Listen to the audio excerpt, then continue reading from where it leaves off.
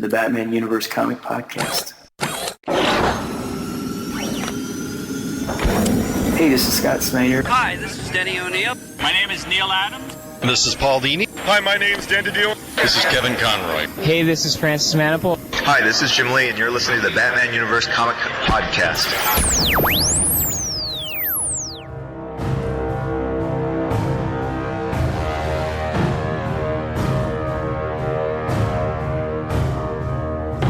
Hello, everyone, and welcome to the Batman Universe Comic Podcast, episode number 247. I am your host, Dustin, and today I have with me... This is Stella.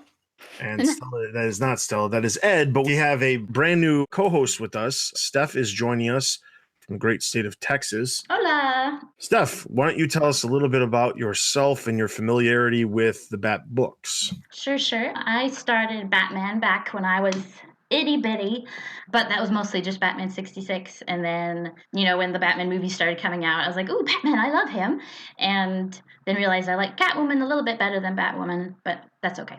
And then last year, I realized that I was browsing around on Tumblr. I was like, wait, Batman and Catwoman are getting married? So, of course, I had to find out everything. And I'm a completionist. So I wanted to find out everything about Batman's history, and I happened to stumble across TBU at that time, and so I've been listening to them for about a year and a half, or I guess, almost a year. And I really liked what TBU did and all the fan interaction, and your podcasts are just great, so I just really wanted to be involved with that. And here she is. And here I am. Let me just plug TBU real quick. Shocker. If you want to get involved, we are, like I said before, in many times in the past, if you have any special skills that you would like to volunteer your time to TBU, we are always looking for new recruits to join our staff. So this is a perfect example. Steph is coming on board as Stella is on sabbatical for most of the summer. She'll probably be reappearing for our special episode 250, which unfortunately I have no news for, even though we're only a couple episodes away, because I still have not made up my mind. Now, if I believe I told everybody in the last episode I was going on vacation for about a week, and while I was gone, there wasn't going to be a ton of time for me to update the site.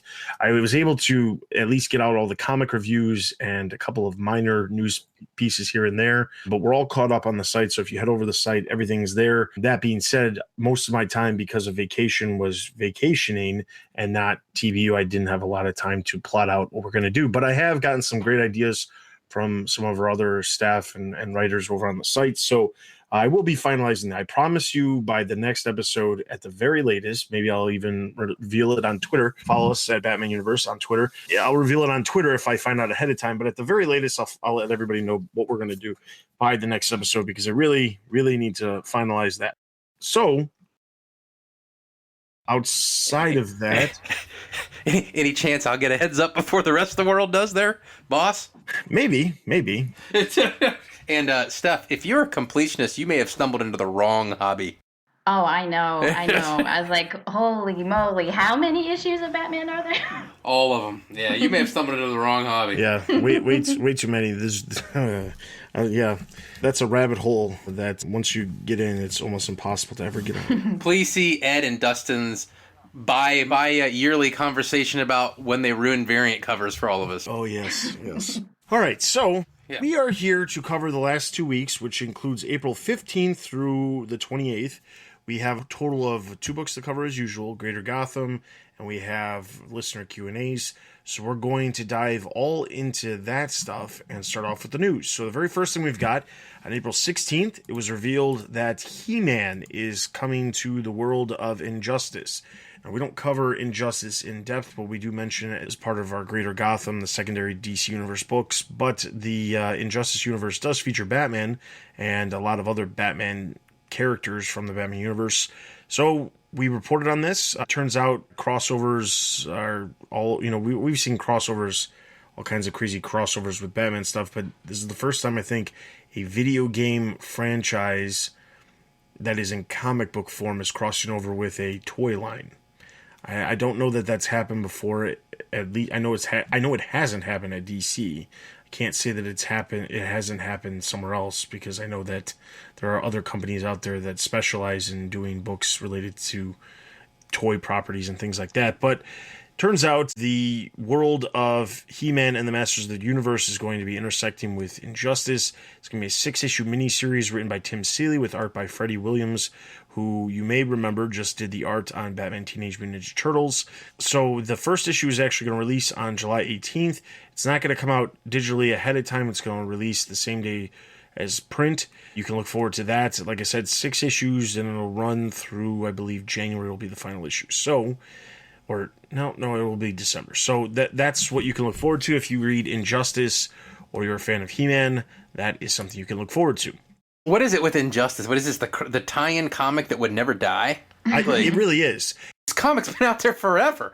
There were some comments I read recently saying that like it was from some more popular comic creators, and they were saying they were attributing the success of the series more to Tom Taylor, who did the vast majority of the original tie-in series and the multiple volumes and the years and all that stuff. And then Brian Buccellato took over for a while, but I believe Tom Taylor came back to the series when Injustice 2 launched. And there were some big wig comic creators who were attributing the success of the series to Tom Taylor because basically, I mean, obviously he was able to go on his own narrative to a degree. He had to clearly follow the narrative that was happening in the game, but he had a lot of free will and he's had a lot of ability to just do what he wants to do and create unique situations for some of these characters that are outside of their normal comfort zones and things like that. And honestly, so Injustice Gods Among Us, the first video game, I believe they had 5 years of new volumes. So there was 5 years of volumes. And then they had annuals, which was crazy because digital first series never get annuals. That was like the first time they got annuals. And then they had another Injustice series that I think was like the bridge between Injustice 1 and 2. And then Injustice 2 kicked off, and that's been going now for since I think last summer. So, I mean, this thing has been going on for probably like 6-7 years, yeah, which is nuts. If you look at the sales numbers for individual issues aren't great, but But it's digital first mostly, right? It is. I'm almost positive that this series is crazy good in sales when it comes to the digital. I know that it's normally in the tops, the top releases the weeks that the chapters come out and things like that. So, yeah, I mean, it's definitely, it's one of those things where if the video game, the first one, did okay and the comic series just kept selling, that might have by itself greenlit a sequel to the video game. But this is a pretty extreme. Everyone loves it, and I don't read it constantly, but it is good. It's just amazing it's gone on for this long. Yeah. Okay, so the next bit of news we have solicitations from July, or for July, that is. There's not a whole lot of huge surprises. A lot of this stuff was previously announced, and we talked about the last episode. July brings the big event in Batman 50, which is the wedding. Tom King will be joined by a huge pool of artists gathering to give Batman and Catwoman an unforgettable wedding. At least we hope that's the case. My doubts are starting to take over, which I really am not liking, more because I keep worrying about the stupid thing that was said at C2E2 about make sure you read Batman 50 before you read Catwoman #1, even though it comes out. That's still just twisted in your head, isn't it? Man, I can't forget it. Right? Over in Detective Comics, the Brainiac Files, which we don't know what that is, but the Brainiac Files are appearing. Hopefully we'll find out what exactly they are. I imagine we will because they mentioned them in the solicitations, so I'm sure it's there. Outside of the Catwoman series, which we knew was coming from Joelle Jones, there is inside, I should say, the Catwoman series, there is a new villain, as well as Selena having to go up against the GCPD. Also, the 2 new Justice League series that were announced at WonderCon, Justice League Dark, which features Man-Bat, and Justice League Odyssey, which has Azrael on the team, both release in July for the first time. As we just talked about, He-Man and the Masters of the Universe is crossing over with Injustice. Then we have a special summer anthology featuring DC Universe villains, which we talked about also in the last episode as well. Teen Titans and Titans both return with new teams in each title. Return is kind of a weird word, but basically because they're taking the month of May off and June features specials, which I'm kind of lost as to why they exactly chose to do that. Instead of doing annuals in June for the series and introducing the new rosters of characters, they decided to put the series on hiatus for 1 month, return in June for specials, just individual specials, featuring the old roster of characters, and then in July, feature the new roster of characters in the original numbering from the previous series that is going on hiatus after April. So, not exactly sure the thought process behind that. I'm kind of confused by that, but whatever. Over in Batgirl, there's a creator shift going on over there. There's an oversized anniversary issue because it's number 25. There will be Marguerite Bennett with a backup story by Paul Dini. That will also have a look at the upcoming creative team of, I'm going to probably pronounce this wrong, Margaret Scott and Paul Pelletier. They're the new creative team that's going to be taking over Batgirl with number 26. That has been confirmed on Twitter, yet not confirmed by DC outside of these solicitations. Hope Larson has said that May is her final issue of Batgirl. So she unceremoniously just basically got taken off the title. She got whacked. I mean, they made an announcement on, given it wasn't like a major announcement, but they gave an announcement to like Marguerite Bennett when they said that DC Bombshells United was ending. They gave an announcement on Twitter about Benson's leaving Batgirl and the Birds of Prey.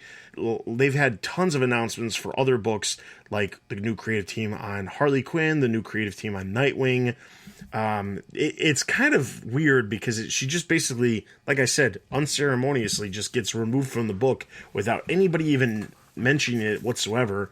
And then they have a fill-in team come in June, and then basically this special issue with a bunch of stories, and then the new team will come out in August. But mind-blowing. I mean, like, don't get me wrong, I haven't really super enjoyed what Hope Larson has done with Batgirl, but 2 years worth of work on a book, and then she just kind of floats into the abyss. So there's got to be more that we'll just never know. I'm sure. Like she got in a fight with someone, or you know what I'm saying. And then, as we know, Harley Quinn's going to be getting their new creative team with Sam Humphries taking over the series with John Timms. That series will continue to release twice per month, making it one of the few series to survive the cuts down to monthly status. Justice League, Batman, Detective Comics are the only ones that we cover on the site, besides Harley Quinn, that is keeping its twice a month per status. Getting rid of Suicide Squad, Nightwing. There's a lot of other ones that DC had, but those are the only Bat books that we cover. And then obviously Justice League of America, which is ending anyway. Anyway, wrapping up this month is a 6-issue miniseries for Batman's Sins of the Father, which will feature the final showdown between Batman and Deadshot. There will also be the final issue of Batman, or The Brave and the Bold, Batman and Wonder Woman. As we said, outside of Catwoman, there is only one new miniseries, which is the Archie Meets Batman 66, which was previously announced last month, but it will release its first issue in July. Finally, some noteworthy appearances popping up in the titles for the month. Batwoman Solicits states that Renee Montoya and Kate enter into a new partnership. So outside of Detective Comics, that'll be the first time since Rebirth, at least, that those characters have come into contact. Creeper will be appearing in Batman Beyond as Jack Ryder is sought out by 10. The Damian storyline in Deathstroke continues. Jason Todd appears in Mother Panic. Talia al Ghul continues to play a role in The Silencer, and Batman is guest starring in Suicide Squad for the month. So, if you want the full list of all the solicitations, including a gallery of some of the highlighted art that's coming in July, head over to the site, check it out. The big thing here is there wasn't a lot of, outside of the 2 new Justice League titles, there wasn't a whole lot of major announcements for July, which I find interesting. I know, Ed, we talked about this last episode as far as what we think is coming. Now, there's word out there amongst the interwebs that there is a major shift coming September for DC Comics. Why is it always September? Yeah, why is it always September? But there's going to be some shakeups with a bunch of different titles. And everything that I've heard is not related to Batman books right now. Tom King is staying on Batman. That's not going to change. Detective is going to get a new creative team, presumably to take them to 1,000, but we haven't heard anything yet. So the question is, what else is happening? So there's some word on the street that Brian Azzarello is going to be taking over a title. Grant Morrison's going to be coming back and taking over a title. I believe he's coming to, the word is that he could be coming to the Green Lantern books. Yeah, really? Which is a little outside of what he's worked on in the past, but not completely he can do it. Impossible. This was something that I was finding out about this in the middle of my vacation. I was really interested in this, but then all of a sudden the rumors just kind of died down, almost as if they were hushed down by DC, which I know wasn't the case. But the question I want to know is, one of the things I've noticed is with a lot of the titles that are getting sliced from twice per month to once per month, Suicide Squad, Nightwing, I'm not complaining about that happening, but there's less books in general that TBU overall is covering. There's other books that they're doing, such as like the New Age of DC Superhero or DC Heroes that they're doing right now. None of that stuff we're specifically covering month to month. That obviously adds to their output per month, but they have to take away so many to make sure that they don't go over their normal output of about 50 to 55 issues per month that they release. The question is, do you see any possibilities for any other Batman-related books coming in the next couple months? Oh, well, there's always possibilities for more Batman books, right? Oh, yeah. If you can do Ninja Turtles and Batman, you can do anything. That is true. Do you think they'll go with another Batman ongoing? Because remember, it used to be... There used to be 4. Back in the New 52... Yeah, there used to be 4. Or pre-New 52, it was always Legends of the Dark Knight, which got truncated into the Dark Knight, which then got truncated because they let Tony Daniel write it. Tony Daniel was on Detective Comics. It was David Finch on Dark Knight. Finch. Oh, that's right. It was David Finch, the book that looked beautiful, but you couldn't read it. Yeah. Yeah. I don't know. I mean, I think they should just add another Batman ongoing. I think that there has almost always been 4. Since Legends of the Dark Knight, right? Yeah, because Legends of the Dark Knight, and they also had Shadow of the Bat, and then there was other times where they also had, like, Gotham Chronicles. They've had a number of ones over the years. Shadow of the Bat, Legends of the Dark Knight, Batman Detective were the ones that lasted a very long period of time. New 52 had 4 with Batman Detective Comics, The Dark Knight, and Batman and Robin. Those were the 4 that they had. Uh-huh. And then with the New 52, they still had 4, but it was just basically 2 of Batman and 2 of Detective Comics. 2 of Detective. So, yeah, but they could roll out a Batman and Robin, or like they love the title The Dark Knight. If it's Legends of the Dark Knight, or just The Dark Knight, or you know what I'm saying? Well, I think part of the reason why they chose The Dark Knight for that title back then was because they were trying to Christopher Nolan go off the success of the films, but. I don't know, I can see a Batman ongoing. I could see him bringing Batman and Robin back. With Super Sons ending, Damian's got nothing to do. Yeah, well, he's in Teen Titans, which, it's... Oh, he's in Teen Titans. That doesn't count. We've all said it doesn't really count because it's just like Tim Drake during the entire New 52.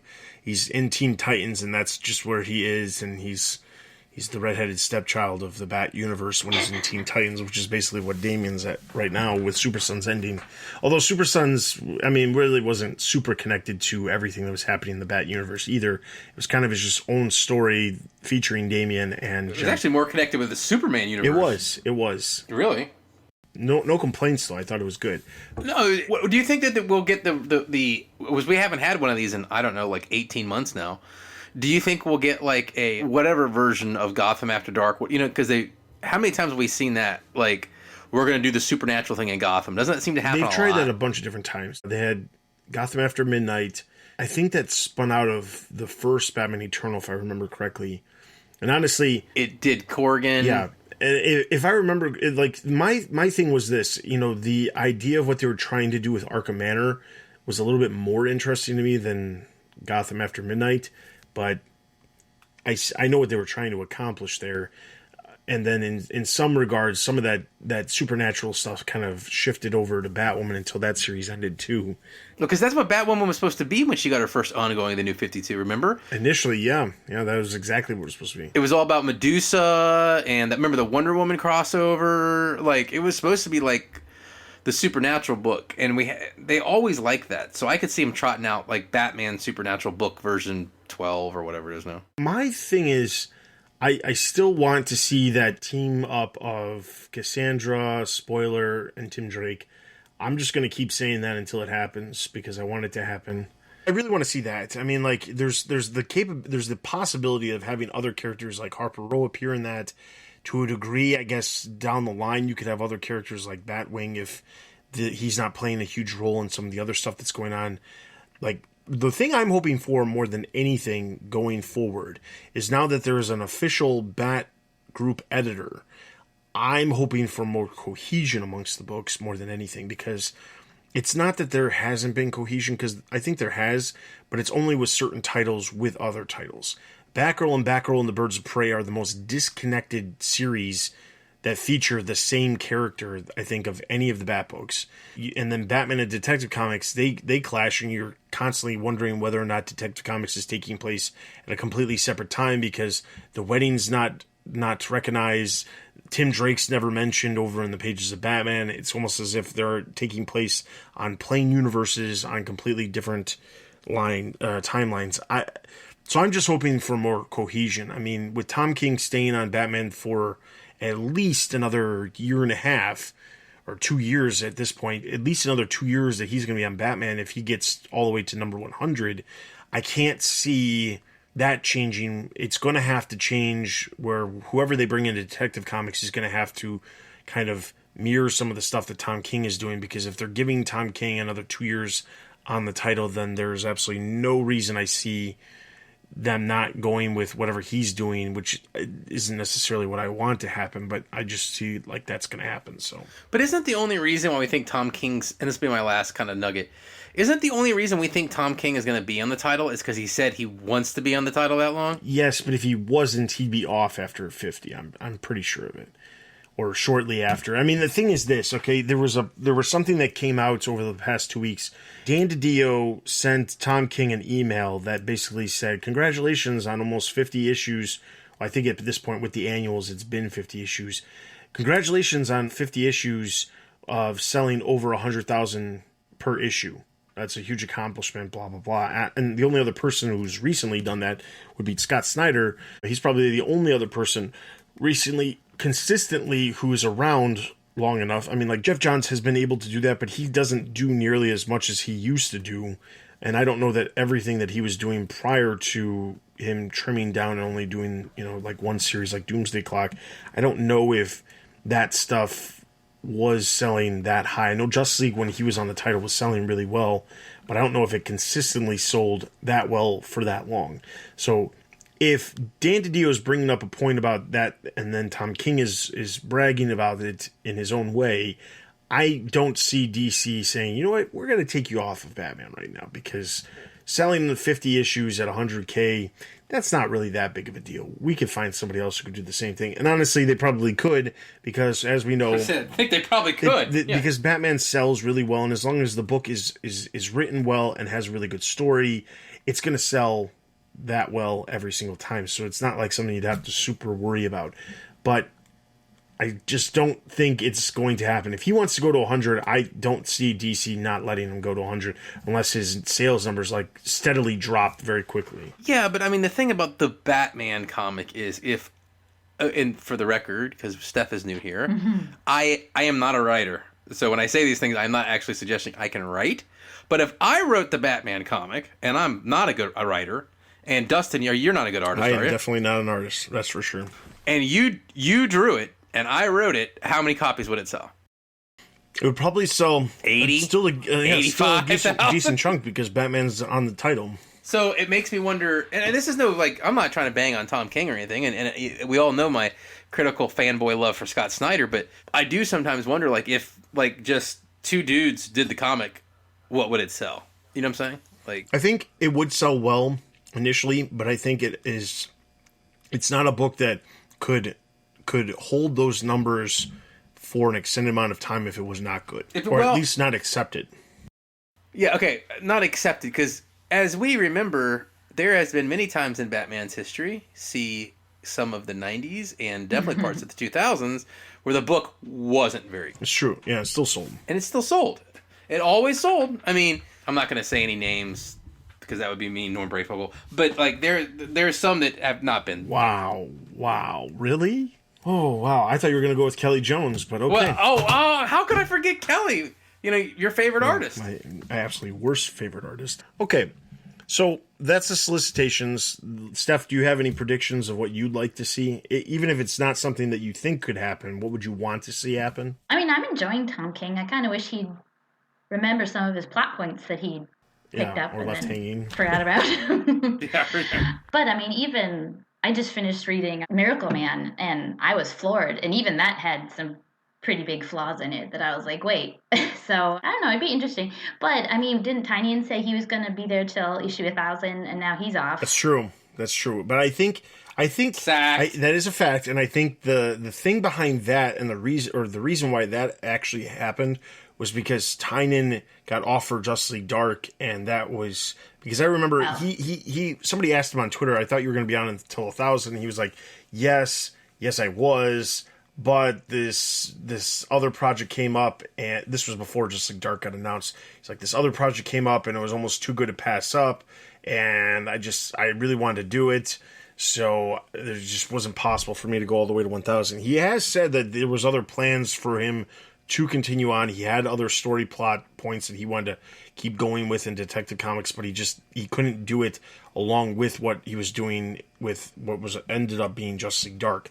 So I'm guessing Justice League Dark happened and got announced, or not got announced, but he was offered it, and to him it was like a dream project, because I remember right after it got announced, he was on Twitter going on and on about how this was like the top tier book that he wanted to be on more than anything else when he got a job at DC Comics. He wanted to be doing something involving the supernatural and the magical stuff that happens in the DC universe. So for him, I mean, if that's his ideal, like, goal of what he wants to do, of course he's going to give up doing Detective Comics. Careful what you wish for. To be fair, it's not as if Detective Comics wasn't selling well. It was still selling well, like better than probably 2/3 of everything DC was publishing. So I don't know that he was kicked off the title. I think it was more of he wanted to dedicate more time to Justice League Dark, and he has other projects that he's working on, like that are creator-owned projects with other publishers. So I'm pretty sure that's probably what he wanted to do. He couldn't maintain doing 2 issues of Detective Comics a month on top of doing Justice League Dark and still be able to do his own creator-owned stuff. But I definitely agree that Tom King, he is very well received. Eisner nominations were announced, and that guy ended up with, like, I think 4 different Eisner nominations, which is crazy when we think about his work and how much, not how much, but like the amount of criticism that we sometimes give. Well, the problem with King is when he's brilliant, but when he's not, Yeah. Right? Well, it's almost like he struggles with like long-term stories. Like his shorter stuff is always amazing, and then the longer and longer it goes, the more balls he seems to drop. That's true, yeah. And it's weird because I think Tom King suffers from lack of a good editor sometimes. Boy, I'm just insulting half the world today. I'm not meaning to. But like, I don't know, Steph, have you read Omega Men by Tom King? No, I haven't. Okay, so Omega Men is about 2 years old now. It happens kind of in the Green Lantern universe. Probably one of the best comic books wrote in the past 10 years. But then you read some of his other stuff, and it just, I don't know. I don't know if it's he's got a writing partner he doesn't use all the time, but he is wildly inconsistent. Mm-hmm. Yeah, and I think a lot of that has to do with the fact that, like was said, he's really good about the shorter stuff. Omega Men, I think that was over 2 years ago, because I think that happened 13 issues on the tail end of the release of the DCU stuff, which was in 2015. And I remember the sales not being super well, but the critics were going crazy for it, so much so that they announced it was going to end at issue 6. There was so much backlash that DC was like, you know what, we're going to let you finish it because we don't want to piss people off. And so I take that back. He wasn't nominated for 4. He was nominated for 2, though. He was nominated for Best Limited Series for Mr. Miracle, and then he was nominated for Best Writer for Batman Annual number 2, Batman Elmer Fudd, and Mr. Miracle, which is basically all of his stuff that he's been doing. That's what was submitted. But what's interesting is, outside of him, writer-wise, the only other writer that was even nominated from DC was Mark Russell for the Flintstone series, which that actually ended sometime last year, I want to say. I don't think it's been out since like last June or something. So, I mean, it goes back to what you said, Ed. When he is really good, he's really good. I mean, like, I don't think anybody's going to be pulling War of Jokes and Riddles and saying, hey, this is the stuff that we really want to use and judge you for. I hope not. For awards, because that would be a really bad idea. But I mean, like, the Elmer Fudd special was, like, by far an amazing comic that I'd never thought in my wildest dreams would have ever been any good at all. And a lot of these shorter stories that he keeps doing in Batman, like, some of them are crazy and completely unexpected, and some other ones you're sitting there thinking to yourself, like, wow, that was really good story work for just, 1 or 2 issues. And then some of them, it's completely the opposite end. It's just, I guess when you're hot, you're hot, and when you're not, you're still hot because you're hot enough. Speaking of that, we should probably go to the reviews now because I can't say anything else without ruining what I'm going to say about this week. Yes. Well, okay. I'll move on. So the last bit of news comes on April 27th. It was revealed exclusively over at Entertainment Weekly that there is a number of big top tier DC titles, or I should say story arcs or graphic novels that are actually going to be changed into novelizations. The 3 that are specifically Batman related that are coming are going to be Mad Love, The Killing Joke, and The Court of Owls. These are all going to be changed into stories specifically in novel form, which is really interesting. Now, the Mad Love one is still going to be written by Paul Dini, which is interesting. The other ones are written by people that I am not super familiar with, that they could be related to the comic world in some way, but it doesn't tend to be the case when they're in the world of novels. They don't always translate to comics or come from comics and then go back to novels. That's not to say it hasn't happened, because I know Benjamin Percy's publishing novels, and he's on Nightwing, and he was on Teen Titans. So there's plenty of avenues. But my point is that this is happening. Killing Joke will be coming out September 25th. Batman Court of Owls is going to be coming out November 18th. And then the last one is Harley Quinn Mad Love, which will be coming out next February 12th, just in time for Valentine's Day. So you can get your significant other a copy of Mad Love novelization for Valentine's Day. Sure, why not? I'm sure that's why it's coming out right then. I'm positive, but yeah. So if you haven't had a chance to read these graphic novels, I don't know why you haven't. They're very, very, very important to the mythos. I wouldn't go as far as to say the Court of Owls is, but it's a good story. I'm not going to say it's important to the mythos, but Killing Joke, Mad Love, those are very important to specific characters.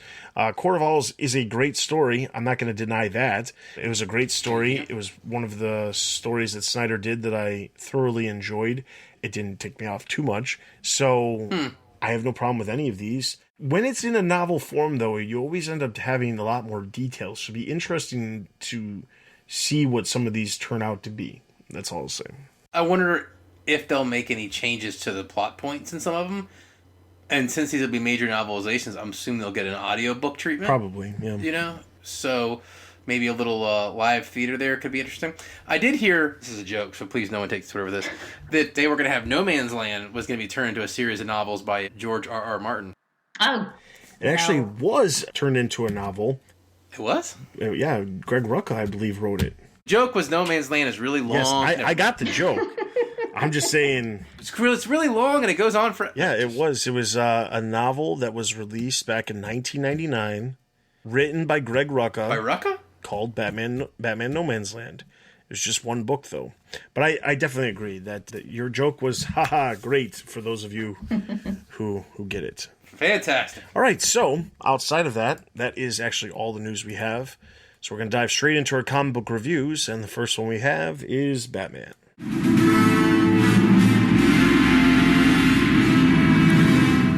Batman, number 44, writer Tom King, Tony Daniel, sometimes credited as Tony S. Daniel.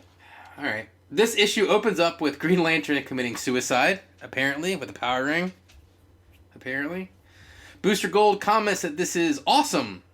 And then him and Skeets, which those of you who aren't familiar with Booster Gold, Skeets is his little AI floating robot that follows him around, most of the time. Set out to find Batman. Tim Drake is working at what appears to be a credit card call center, and we get some dialogue that shows that the Jokers are all over the city, and people are also shooting the Jokers. It's become like the Wild West. Think Batman Beyond, only worse. Booster Gold goes to the Bat Signal, which is in pieces, and he gets shot a couple times by Batman. We then see a Jason Todd commercial where he's selling a tire theft prevention service, which is kind of funny. Batman strings up Booster Gold, and Booster figures out that it's in fact Dick Grayson and not Bruce. We're then treated to see Duke, who is obviously in recovery from some type of Joker toxin. And we see Bruce at his parents' big to-do of their anniversary, where Booster breaks in. And, Bruce, what are you doing here? Blah, blah, blah, blah. We see Talia and Raish fighting, and she tells him she will be the last of the bloodline because there is no worthy successor in this world. Booster tries to talk to Bruce about what reality should be like, and Bruce says that he has dreams, talks about the pearls, but then Bruce tells him there's nothing more important to him than his parents, and he seemingly destroys Skeets with a fire poker, which is ominous because people have been trying to destroy Skeets for like 25 years unsuccessfully. They should have just hit it with a fire poker. And then he tells Alfred that he tells him he's going to have Alfred come in and throw him out, to be continued. I have to limit myself to our question minimum here because I've got a bunch of them. But I'm going to start with this one. Is this what Bruce Wayne would be like if his parents weren't shot? I was thinking about that, and I was thinking, without his parents dying, he doesn't have that motivation for justice. And if he's just going to grow up a spoiled little brat in boarding schools and, Ivy League schools, he might be a bit of a jerk. And, to be fair, he's being told, hey, let's go travel back in time and kill your parents. I wouldn't be up for that. I don't know anybody who would be up for a situation like that. Like, hey, by the way, we messed up and we need to go kill your parents. If you're not doing anything later, yeah. I think that it's entirely possible that he could turn out like this. I think the problem is that in most incarnations of Batman's parents, they're shown as like very down-to-earth people, even though they are rich and they're very successful. They're very down-to-earth. In the movies and the other comics that feature, him dealing with his parents are very humble with the idea that they have all this money. To a degree, it takes a humble couple to walk down a alleyway in the middle of a bad area of Gotham at night and not just call an Uber or something like that to come pick you up. Or call your butler and have him come pick you up. But that being said, I think the thing is they've always been portrayed that way. So the assumption would always be like, well, if his parents lived, then he probably wouldn't turn out to be, an ignorant SOB because his parents are down to earth and they're humble, and they would make sure that he, is like them to a degree. Like if you go off of other versions of the characters, I don't know that that's exactly how he would turn out, but I feel as if what they're trying to accomplish with what this story is trying to accomplish with Booster Gold, I think it's probably the only way it actually works. So close enough for government work. That seems to be the consensus that we have here. Yeah, and that's the thing I always said. Kind of piggyback on you said, Dustin, is that, and I think it might be part of the mythos that Bruce has developed. Let's think about it. When somebody dies, we always build them up a little bit, right? Like if that guy at the office you kind of don't like, kind of stinks, died, right? Like a year later, it'd be like, oh, everyone loved Tommy. He was great. And probably everyone didn't really, right? So I think that what you see here is, we always think that Bruce's parents would never let him turn out like this because we see it from Bruce's perspective, which is dead parents that are now on a pedestal. Yeah. Right? Mm-hmm. And it's obviously that these parents have not done a great job because Bruce is kind of doesn't seem like the best guy here. So I find it to be interesting and okay, and I do think this is kind of what we might see here because I'm assuming we'll have more interaction with the parents here coming up, would be that maybe they weren't, and I wonder if Tom King's going to try to go down that storytelling device of Bruce's parents weren't great parents to let their son turn out like that. We always think them as the down-to-earth people, so interesting. Well, to be fair, Buster just busted through a giant glass window and covered all of his guests with glass and then was going to go kill his parents. I don't think I would be very polite to someone like that. And I'm a nice person. It's a good point, and I think that Booster's always had that kind of. Booster's such a weird character, like he's been used part villain, part hero, more anti-hero, I guess, than anything else, right, Dustin? Would you agree with definitely. that? Like, I think he's always been portrayed as a very egotistical character. Very egotistical. Remember back in the day when he used to had the company names on his outfit because he'd sell patches on his like a NASCAR suit because he wanted endorsements and stuff because he was a superhero so that he could make money. That was the intent when they first when they introduced him and he was popular. So I think it makes sense for his character just to be completely like, hey, everybody, this is what you need to do. And it not make sense for anybody to do that because he thinks completely different than everybody else. And that brings me to the second point. Steph, how much Booster Gold have you read in your life? A lot or a little? Injustice 2 and Justice League Unlimited, the TV show. Okay. Okay. That is it. So here's my question. why and I thought I'd never do this. Ask a 2-part question as a guy who's been to a lot of conventions, and every time someone in the crowd goes, "I have a 2-part question," you know what I'm talking about, Dustin? And everyone's like, "Oh, come on, This guy again." But yeah. Oh, it is like, and they're like, "No 2-part questions. I have a 6-part question." Perfect. Perfect. So, why does Bruce, not being around, make Green Lantern want to kill himself? And why does Booster think it's awesome? Well, I was wondering about Green Lantern, and they say something later about him being Jokerized. Yeah, so my understanding was that there's the Joker stuff that's happening is affecting superheroes in general. This is like some weird timeline that Booster has created while he's been traveling around, and the timeline has some version of the Joker or the Joker gang exist, and they are basically targeting superheroes. And Booster, I'm guessing, this is my assumption, I'm guessing that Booster he realizes, well, the easiest way to take down the Joker is to get Batman. But when he goes to find Batman, he realizes that he kind of messed up the timeline. Now, the thing is, there's some little parts out of whack, which is this whole thing was marketed as Booster Gold is giving Bruce Wayne a wedding present, and the wedding present is that his parents didn't die, or like letting him experience his parents, that, a world where his parents didn't die.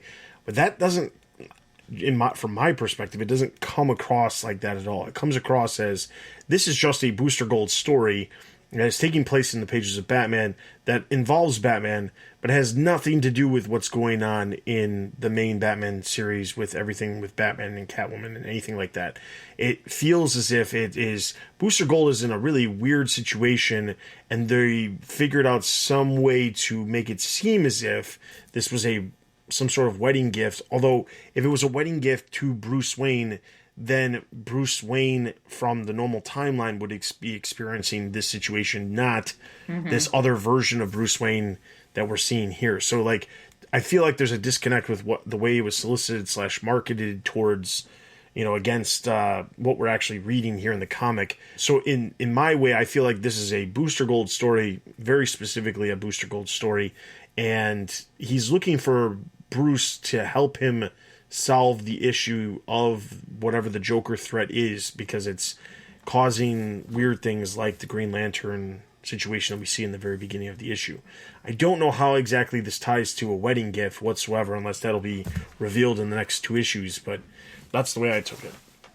But it's just that after they fix the timeline, Bruce isn't going to remember any of this. And he says, Booster's like, "Oh, you remember when Superman had the evil plant?" But he remembers all that, but Bruce isn't going to remember any of that. Exactly. It's a silly gift. Yeah, and in fact, I remember that Tom King, before this got started, or was it Tony Daniel, or somebody tied with the direction of this, had came out and said that it was all going to basically be ripped out of continuity anyway. Like, it was Tom King said that at C2E2. That's what it was. Yeah, it was Tom King that said, "Yeah, this thing we're doing, it's not really going to matter because it's going to get erased from continuity." So, okay, well, that is what I've got for that issue. All right, so I'm going to give this one a total of 3.5. 3 out of 5. I think 3 out of 5. And over on the website, Corbin gave it 4.5. So that's going to give Batman a total of 3.5 out of 5 bad ranks. Let's move into our next book, Detective Comics.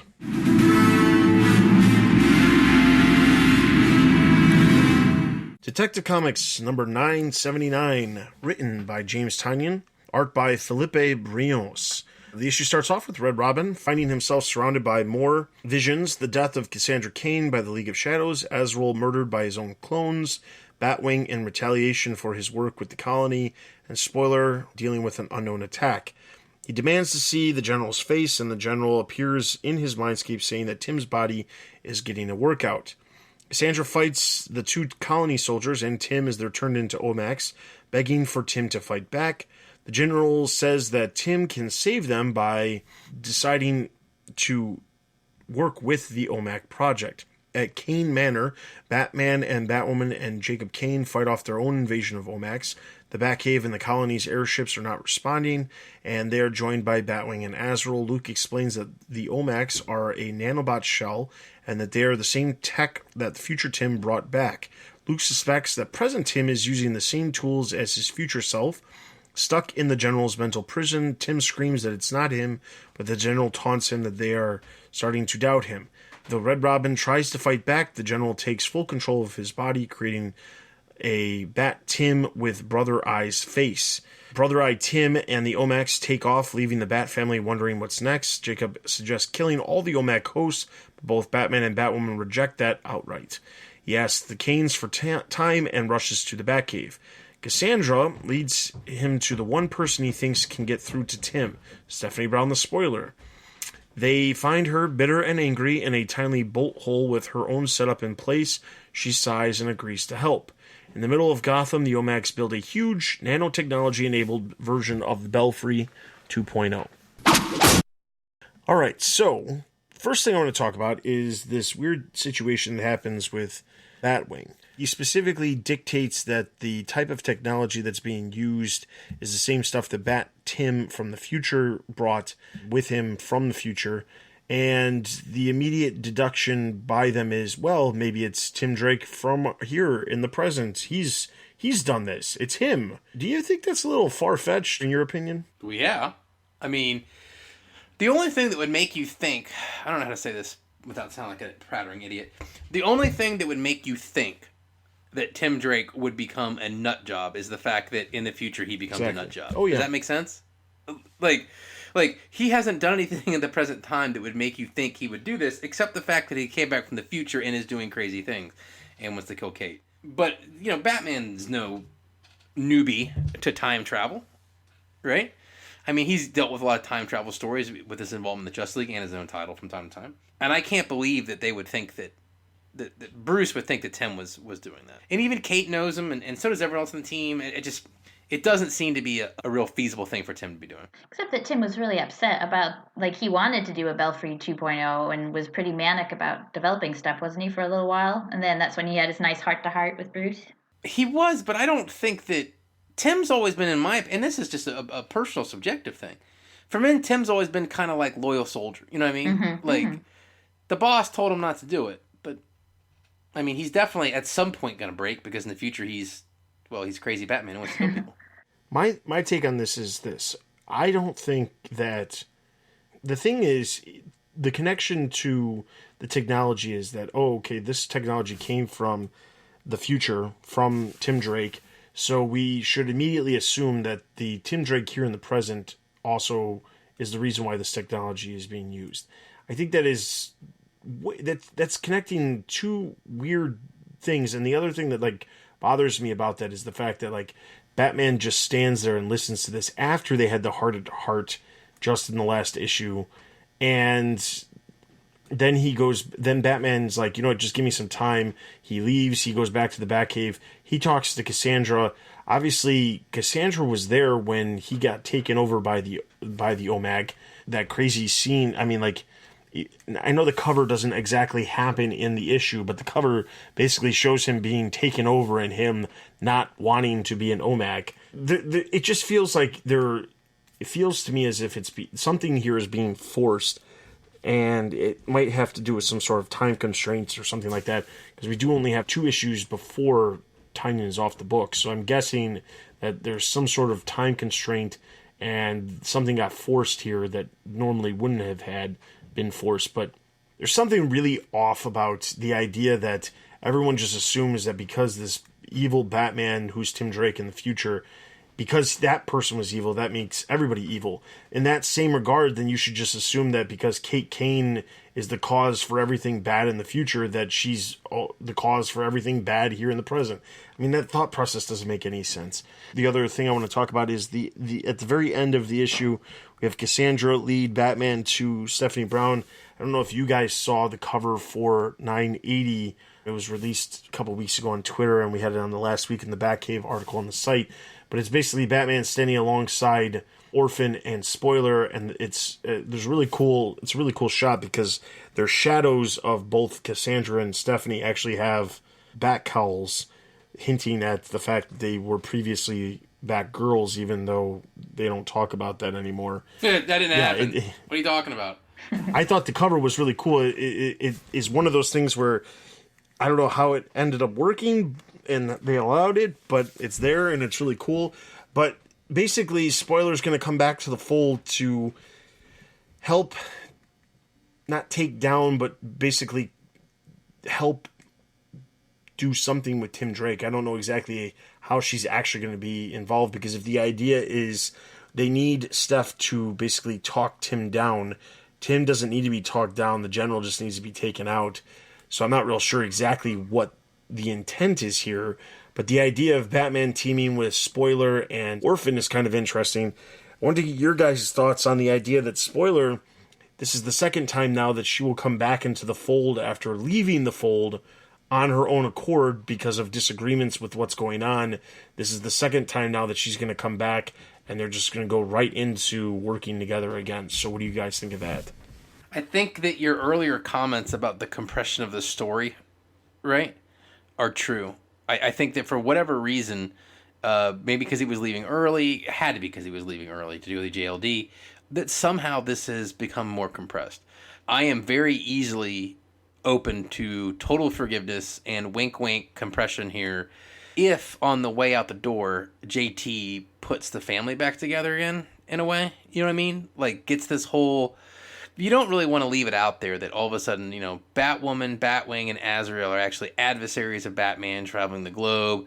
I don't want Steph, spoiler, not Steph who's on the line with us, to not be a part of, like, Steph, like, I know this comes in like the, I'm stuck in the past, the comic book reading, blah, blah, blah, blah. Steph and Tim are supposed to be together, just like Diana and Ollie are supposed to be together. You know what I'm saying? Like, these are things that I believe should be universal constants of the DC universe. And if he's got to set this right before he leaves, because the last thing I want to see is this become like a multi-year thing where Steph and Tim are essentially estranged for even more years than they were in the New 52, where Steph didn't exist for long periods of time, and that Tim was really mentioned. If this is what JT's got to do to kind of get them patched back up on his way out the door, then do whatever you want to. I'm fine with it. I was just kind of like just looking at her as she is portrayed. Like, she looks like she's not doing anything with her life other than drowning her sorrows in grape soda. So it's almost like, well, I've got nothing else to do. But I think it's also like, I think she would do anything for Tim. It's almost like she's almost sitting around waiting for him to ask her to come back.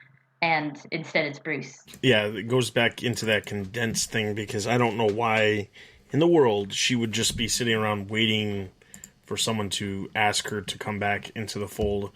It just doesn't seem to be in character with her and the way she's been portrayed recently. All right. So... I did have one question. Yes, go ahead. Why does Ulysses need Tim so badly? Because he's got the brother eye. He's got future Tim's brain mapped out. What is the significance of having Tim's body in the future bat suit thing? I think it has to do with the fact that he's framing Tim, because He thinks he's doing him a favor, right? Like, well, I don't know if that's in the a way, case. I don't know, favor might be the wrong way to do it. The way I'm looking at it is that he's looking to basically get Tim to come over to the dark side now. He's like, all right, Tim, you need a push. I'm going to give you the push by having everybody turn against you and frame you, and everyone's going to think that you're a horrible person, which will then force you to come over to my side. I think that's what he's doing. Oh, you enemy of my enemy. Yeah, so by making everyone hate Tim by default, he'll be his last ally. Per se. Exactly. Yeah, that makes sense. I mean, it doesn't make sense. It doesn't, but your makes logic sense, yeah. makes sense. Yes. And one thing I had wanted to see in this issue was Batman to come back and be like, okay, y'all need to leave. My caterers are coming in an hour. The wedding's going to... something like that. They don't even mention it. Like... It'll be really interesting when Detective Comics, the next story arc that is coming after Tynion is done by Brian Edward Hill. He's doing a story with Black Lightning, and there's going to be some of the Bat family involved in the story, but not a lot. I'm really wanting to see if there's any mention whatsoever, because the one thing that, like, I've talked about this on past episodes, editor's notes, I've seen them popping up in other titles, not Bat titles necessarily, but I've seen editor's notes starting to pop up in other titles saying, like, hey, if you want to know what we're talking about, read this book. I want to see that more, and it would make perfect sense for it to happen when you have a massive event like Batman getting married in one book, and the other book, well, he's just doing a mission with Black Lightning randomly right now. So gone is the days where when there was a major event happening, all of the books in sequence would tell different points of views or something. Do you think that was from complaints? The reason they don't do that anymore? Well, it was because, we know from the New 52 they made a massive big deal about how, we're going to do events still, but the events aren't going to be specifically tied to a single series because we don't want to force anybody to have to buy multiple different series. But the thing is, like, in the 90s, when you would buy No Man's Land, you did not have to buy every single issue. There was a ton of issues that were combined. You had Robin, Nightwing, Batgirl and the Birds of Prey. You had Catwoman. You had Detective Comics, Batman, Legends of the Dark Knight, Shadow of the Bat. You had all these titles, but you didn't have to buy them all. You could just stick with, like, Batman and Detective and get the main story. The other stuff just added elements and added different points of view into similar situations, or like here's Nightwing fighting in a specific area of Gotham at the exact same time that everything else is happening. That part of it, like, that was one of the things about the New 52 that I despised the most, was the fact that, like, they were so hell-bent on, no, when we have events, you will not have to do anything, you don't have to buy them all. And trust me when I say, I appreciate the fact that there are people out there that don't want to buy 6 different issues. But that is not the mindset that a company who's trying to sell the most amount of comics should have. They should not have a mindset of, we're going to make sure that we have events that take place in one series. You could have 4 series that deal with the exact same character, but only one of them is going to deal with the major thing that's happening. The other 3 are just going to be telling some random story that has nothing to do with it. That mindset is ridiculously stupid. But everyone complained about it. Yeah, I mean, like, it just doesn't make any sense. The thing that you should be doing is telling 2 separate stories, but have them deal with the exact same thing. Tell it from 2 different points of view then. Have Batman's narrative in one title and have the overall story of everyone involved in the other title. Like Detective Comics, just as an example of what they could do, you've got the wedding happening in Batman. So you've got the lead-up issues leading to the wedding in Batman. The lead-up issues in Detective could have been these wedding preludes that they're insisting on doing as standalone one issues specials that they're doing in June. That could have been Detective Comics for the next month, or that could have been Detective Comics for a month and a half leading to the wedding or whatever. That's what they could have done. I mean, like, I don't understand the necessity to have everything not dealing with anything else. Like, and then the worst part about it is then you have series that spin out of events. Like you had Talon spin out of the events of Court of the Owls. But Court of the Owls was done. They weren't talking about the Court of Owls anymore, but you've got this series that just randomly somehow ended up as, like, the child of that series, but has nothing to do with anything else that's happening in the books. Nobody's going to care about that book. Now, the same thing is going to happen in June because we have the wedding, and then we have Catwoman coming out that is spawning out of whatever's happening with the wedding. Now, Catwoman normally can sell pretty decently, same as like Nightwing or, Batgirl and the Birds of Prey or Batwoman. It's not that it's going to sell poorly, but it's one of those things where, like, if it's spinning out of a major thing, it needs to deal with that major thing to a degree for a set amount of time. If Batman and Catwoman actually get married, which that's my hope, if they actually get married and they're married, then you tell Batman's perspective of the marriage in Batman, and you tell Catwoman's perspective of the marriage in Catwoman, and you tell their individual lives in each series, but then you have you have elements that cross over. That's what makes the books more interesting. It's called shared universe. I mean, maybe there's this necessity to not focus on shared universes, but maybe someone should take a look at the other side of the comic book world right now with what's happening with this massive thing that's called Infinity War, which has been 10 years in the making, which is crossing over all kinds of stuff that's been slowly building for a long time. That's the stuff that can be enjoyable if done correctly. So that's my. But this is why we can't have nice things, right? Like, because when it used to be that you had these line-wide titles, everyone, like, complained and said, oh my god, I gotta buy too many books, right? And now they don't do it at all, and it makes it nonsense where in the main Batman book, we've been dealing with Batman and Catwoman's romance, arguably since Batman #1, the last Batman #1, right? And why we don't even talk about it in the other books. Yeah. And the thing is that if you go back and you actually look at the titles that sold, like you look at Detective Comics alongside Batman and you compare the sales numbers during those massive events in the 90s or even in the early 2000s and things like that, when you compare the sales numbers, their sales numbers are extremely close together. Like right now, Batman is selling on average about 100K and Detective Comics is only selling about 65K.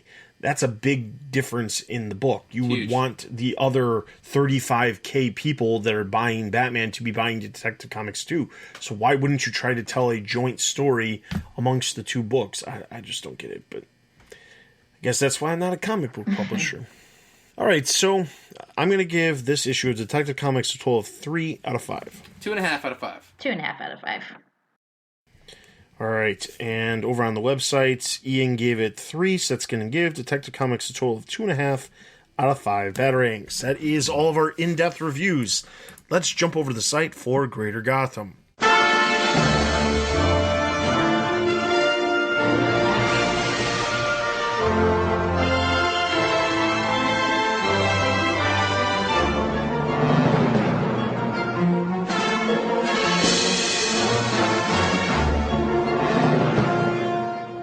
Starting off on April 18th, we have main TBU books where we talked about Batman number 45, The Brave and the Bold Batman and Wonder Woman number 3. Diana and Bruce begin their investigation into King Elithah's death. This was reviewed by Tony. He gave it 3.5 out of 5. I'm going to give this one a thumbs up. Thumbs up, and in case you missed my comment, the art from the last issue, the art in this book is absolutely sick. Thumbs up.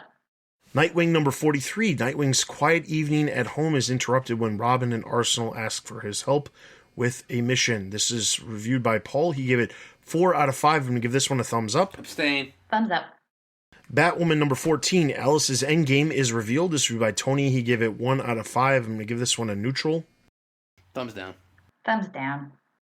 Harley Quinn number 42. 30 years into the future, old lady Harley is traveling the wasteland of New Jersey, strapped to the front of a Deathmobile. This is reviewed by David. He gave it 4.5 out of 5. I'm going to give this one a thumbs up. It's always thumbs up. This book is just so good. It's always good. Thumbs up, but did you catch the Batman spoiler in this book? They're listing all the people Harley has ever married, and Selena Kyle's on the list, which means that the Bat Wedding can't last forever because Harley's got to marry Selena. If it was actually in canon. It's true. We'd have a whole other problem on our hands.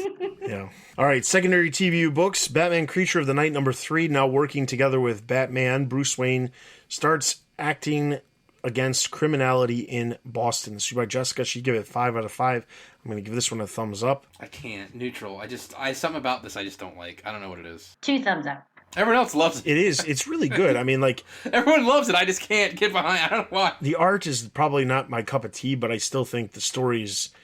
It's crazy well written in the way where I can see the connections that they're trying to make to the, to the normal character of Batman. But what's really interesting is that each issue individually is focusing on almost a separate, like, comic age of Batman's history, the Golden Age, Silver Age, Bronze Age, and then issue number 4, whenever it ends up getting solicited, which will hopefully be before the end of the summer, will probably be the Modern Age Batman, which will be really interesting to see. But it's crazy good. But anyway, all right, Batman Teenage Mutant Ninja Turtles 2, number 6 it's the final battle between Batman and the Teenage Mutant Ninja Turtles against Bane and the Foot Clan for the fate of New York City. This is reviewed by Paul. He gave it 3.5 out of 5. I'm going to give this one a neutral. Abstain. Batman Sins of the Father, number 3. The tragic origin of Deadshot is revealed, along with how Floyd Lawton is tied to Thomas Wayne in Arkham Asylum. This is reviewed by Dan. He gave it 4 out of 5. I'm going to give this one a thumbs up. Yeah, I think so. Thumbs up.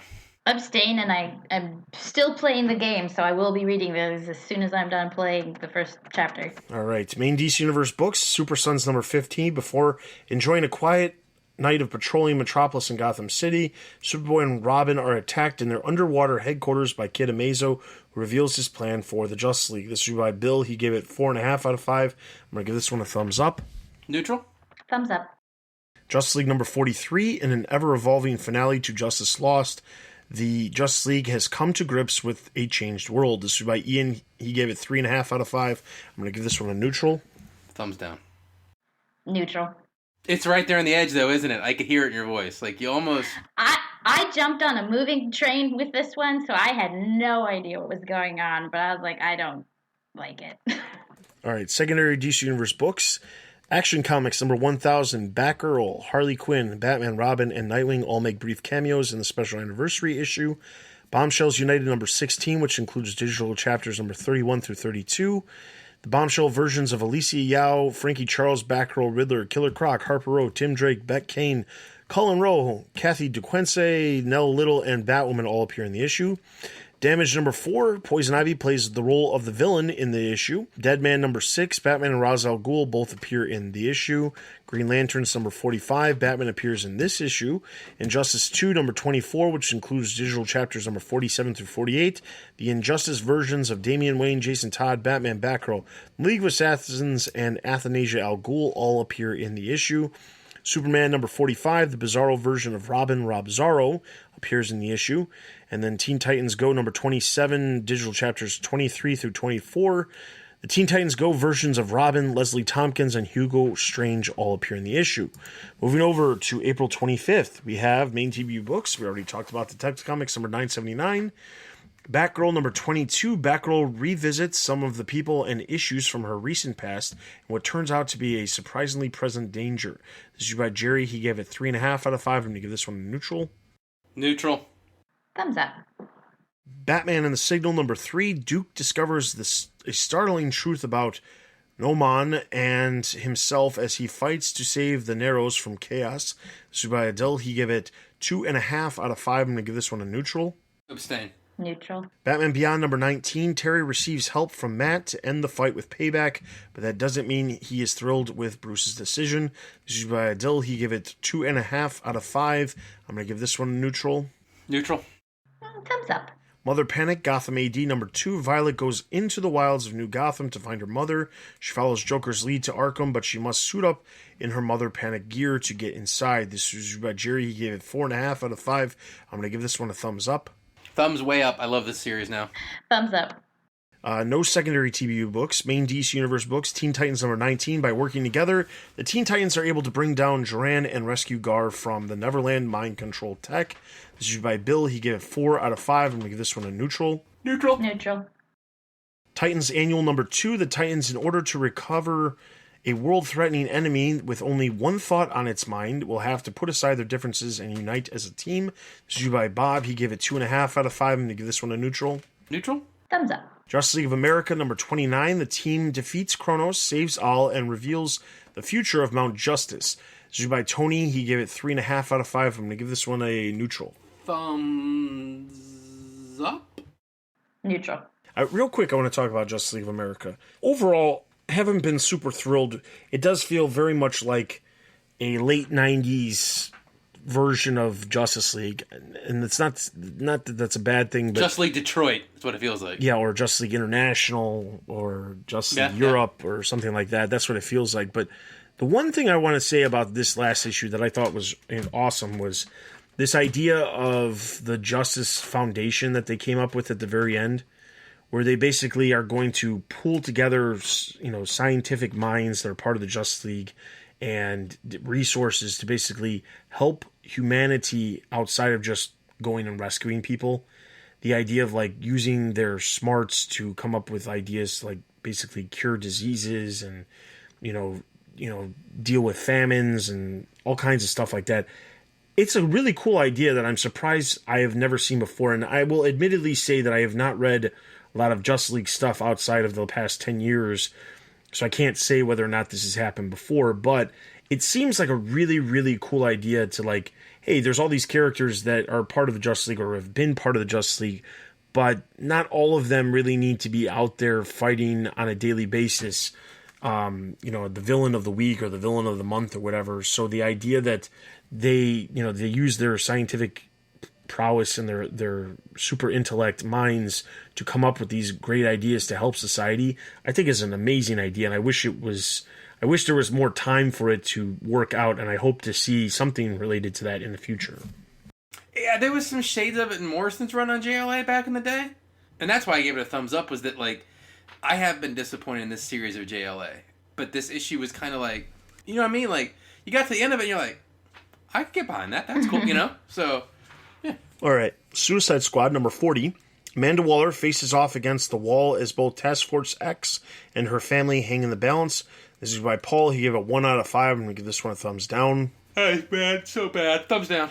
I gave it a thumbs up, but again, I jumped on a moving train here, and I just thought it was cool to get like the family view of Amanda Waller, so that's what I liked about it. I didn't really know what else was going on. Well, that's okay. The rest of us had no idea what was going on either. Yeah, that is definitely not a title you want to be jumping onto, that's for sure. Trinity number 22, Diana, Bruce, and Clark defeat Demos and with his own magic. This would be by Tony. He gave it 3.5 out of 5. I'm going to give this one a neutral.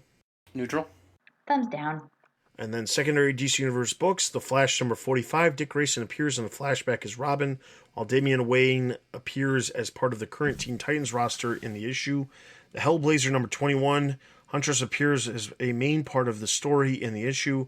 And then Silencer number 4, Talia al Ghul appears as part of Leviathan in the issue. And then as far as TBU trades and hardcovers, we have Batman Arkham Hugo Strange trade paperback, Red Hood and the Outlaws Volume 3 Bizarro Reborn trade paperback, Harley Quinn and the Gotham City Sirens Omnibus hardcover, Batman Volume 5 The Rules of Engagement trade paperback, Nightwing Volume 5 Raptor's Revenge trade paperback, Injustice 2 Volume 1 trade paperback, and Injustice 2 Volume 2 hardcover. So that is everything that's released in the past 2 weeks. If you heard us give a thumbs up, thumbs down, all of those books have detailed reviews and synopses over on the site. So if you're not able to keep up with all of those books because you can't purchase 10 books per week, well, we can help you out with that by you head over to the website and you can find out, keep up with everything that's going on in all of the books by reading our reviews over on the site. Outside of that, that is all of our reviews and stuff. We're going to jump straight into our listener Q&As.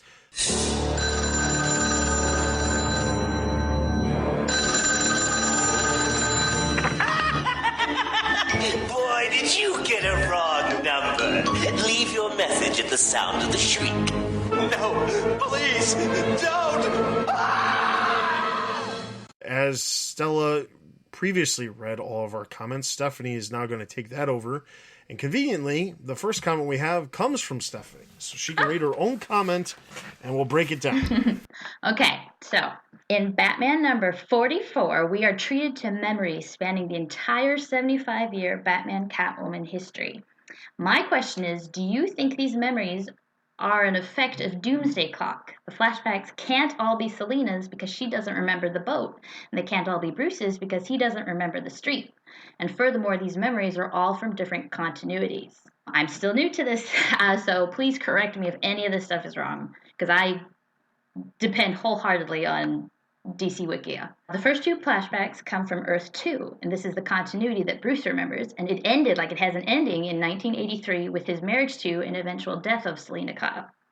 The next 4 flashbacks come from Earth 1, where there doesn't seem to be a grand first meeting of the two, where they eventually have a pretty long and meaningful relationship. This storyline ends with their breakup, and Batman's story being altered by the Crisis of Infinite Earths in 1986. And the last flashback is from New Earth, in which Batman and Catwoman meet on the street during Bruce's first year as a vigilante, ending with the pre-52 Flashpoint in 2011. And currently we have, or assume we have, the Prime Earth New 52 Batman and Catwoman. All these universes have distinct beginnings and endings. I'm including New Earth as having an ending too much, because too much has changed between it and the New 52 to consider it the same continuity, making it impossible for any one person to have all these memories unless something is messing with their memories. In summary, given that not one person could logically have all the memories presented in the flashbacks, do you think this mess of continuity is a result of Doomsday Clock messing with time streams and memories, or am I trying to read too much into this? I concede that we don't know enough about what Dr. Manhattan has done yet to draw confident conclusions. Okay, so real quick, let's talk about that before we get into your last bit. So, could Doomsday Clock have an effect on some of these memories? I got some stuff about this. Go on. Get on there. Get on it. It's entirely possible. I'm not going to say it's impossible because we don't know exactly how Doomsday Clock will all work out. And now, unfortunately, we have to wait even longer for it to work out now that it's gone bi-monthly instead of every month. So, and that's an unfortunate thing by itself that I don't really want to get too much into. But anyway, the flashbacks for me, I feel as if they are... We had an awesome article on the site that Josh Bertoni did that dealt with the scenes that were in Batman number 44 and the actual issue that they were, pulled out of as a reference. There were certain elements that were changed that he pointed out too, like some of the colors of the costumes were different and things like that. Now, the easiest take, and the one I'm just going to go with just for the sake of time, because I know Ed has more to say about this, is that whenever somebody remembers something, you don't always remember all of the details perfectly, and there are certain things where, if I asked my wife what was our first date, I don't know that she would be able to remember, although we didn't. Okay, that's a bad example, but that's a really bad example. Try that one again, boss. Yeah, it wasn't wasn't a first date. But my point is, if I was to ask her something that I knew very specific, like for example, I could actually tell you when the date we started dating. That's only because I've just always remembered that date, but I don't know that she would remember that specific date. She's not good with like the specifics. She's good with the general stuff. So the idea that these flashbacks, one person remembers some of them and the other person remembers it either a different way or a completely separate memory. I think it just has to do with how those memories affect that person. And that's the easiest explanation for this. There's certain things that that probably affected me a lot more than they affected my wife, where she's not going to remember them as clearly as me. But then there's things that she would remember that I probably wouldn't remember as much. I know that there's certain things like that because when we've talked about things with other people mentioning certain things, she'll say, "Oh, I remember it like this." I'm like, "That's not how it happened. It happened like this." And then it's two different points of view because each person is going to remember certain elements of certain things and what's more important to them. That's the simple answer. Ed, go ahead with the complicated answer, I'm sure. Okay, so this met on a street, met on a boat problem. This has been rearing its ugly head since right after Tom King started his run here in Rebirth, right? Mm-hmm. If this was a one-off thing, an issue, if this was just they did this, special, we're getting married, so we're gonna do a cool art montage, then I would just chalk it up to nobody cared about continuity and they decided just to do it. But if that's what they're doing now, I find it to be, kind of dumb because when you have been referencing this met on a street, met on a boat thing for the better part of, how long are we in Rebirth now? 2 years? Mm-hmm. Give or take? Yeah, it'll be 2 years in June. Yeah. So when you've been referencing this for 2 years, you better be going something with it. And it better not be, well, me and my wife remember our date differently. You know what I mean? Mm-hmm. Like, they have distinctly different memories. This isn't where, well, we went out to that Chinese restaurant. Yeah, was it this one or was it this one? I thought it was this one. That you can chalk up, but they both distinctly remember either the Earth 2 or Earth 1 version, depending, you know what I'm saying? Mm-hmm. On which character you're talking about. Which means to me that if it doesn't mean something, then this is just sloppy, right? Mm-hmm. Like you bring it up for 2 years, and then this may be the let's call attention to it the last minute so no one forgot, and then it goes nowhere. Well, it's not as if Tom King hasn't done that already with other things. I wasn't going to say that. But you did. Just like I wasn't going to say that Norman Brayfogle was terrible, but I mean, I did it again. But no, I don't know. I remember for a while, 6 months ago or so, we actually toyed with the idea that this was all going on Earth 2. Remember?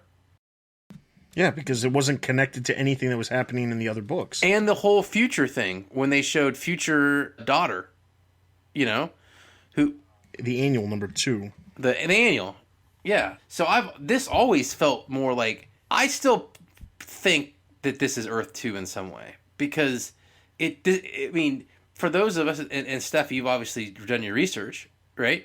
Mm-hmm. This is the Earth 2 Batman story, right?